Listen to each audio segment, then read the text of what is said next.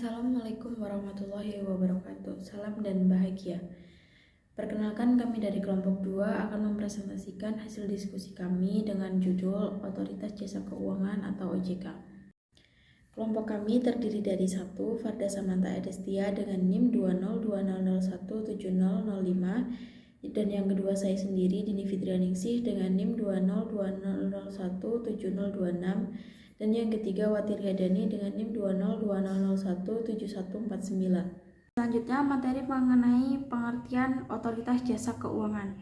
Otoritas Jasa Keuangan atau OJK merupakan lembaga negara yang dibentuk berdasarkan Undang-Undang Nomor 21 Tahun 2011. Undang-undang ini berisi penjelasan tentang definisi, pengertian, serta aturan dan ketentuan yang diatur di Undang-Undang Otoritas Jasa Keuangan, penjelasan mengenai dasar hukum pembentukan, status independen, dan kedudukan OJK yang berfungsi menyelenggarakan sistem pengaturan dan pengawasan yang terintegrasi terhadap keseluruhan kegiatan di dalam sektor jasa keuangan.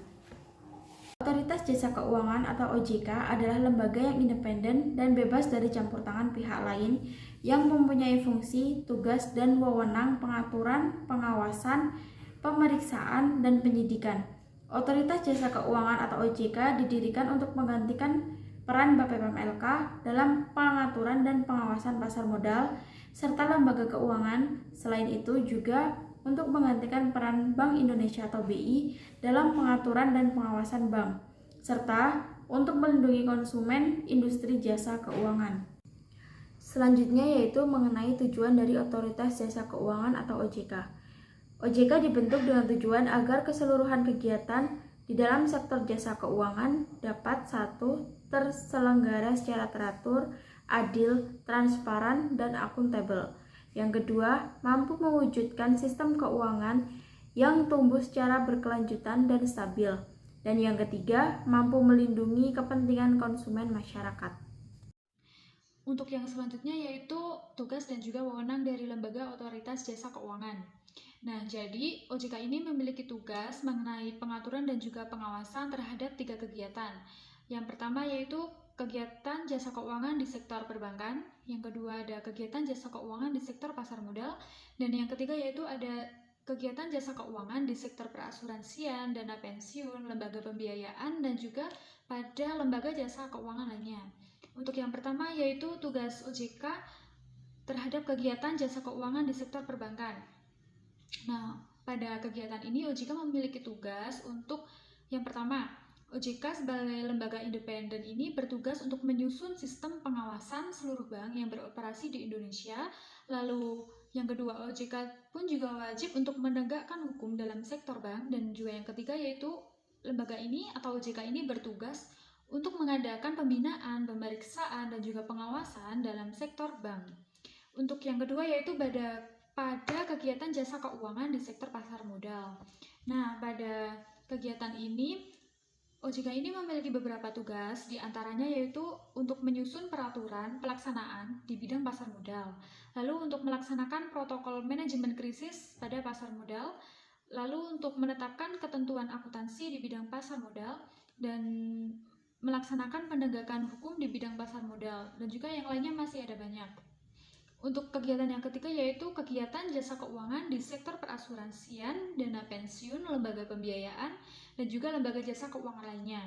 Nah, pada kegiatan di lembaga-lembaga ini, OJK itu memiliki tugas untuk menetapkan struktur organisasi dan juga infrastruktur, serta mengelola, memelihara, dan menata usahakan kekayaan dan kewajiban. Selain itu, OJK juga bertugas untuk menetapkan peraturan mengenai tata cara pengenaan sanksi sesuai dengan ketentuan peraturan perundang-undangan pada sektor jasa keuangan. Nah, dalam melaksanakan tugas pengaturan ini, OJK memiliki beberapa wewenang. Di antaranya yaitu untuk menetapkan peraturan pelaksanaan undang-undang, menetapkan peraturan perundang-undangan pada sektor jasa keuangan, menetapkan peraturan dan keputusan OJK, menetapkan peraturan mengenai pengawasan pada sektor jasa keuangan, menetapkan kebijakan mengenai pelaksanaan tugas OJK, menetapkan peraturan mengenai tata cara penetapan perintah tertulis terhadap lembaga jasa keuangan dan pada pihak tertentu. menetapkan peraturan mengenai tata cara penetapan pengelolaan statuter pada lembaga jasa keuangan, menetapkan struktur organisasi dan infrastruktur, serta mengelola, memelihara, dan juga menata usahakan kekayaan dan kewajiban. Lalu yang terakhir yaitu menetapkan peraturan mengenai tata cara pengenaan sanksi sesuai dengan ketentuan peraturan perundang-undangan pada sektor jasa keuangan. Selain dalam tugas pengaturan, OJK ini juga memiliki beberapa wewenang dalam melaksanakan tugas pengawasan. Di antaranya yaitu menetapkan kebijakan operasional, pengawasan terhadap kegiatan jasa keuangan. Lalu untuk mengawasi pelaksanaan tugas pengawasan yang dilaksanakan oleh kepala eksekutif.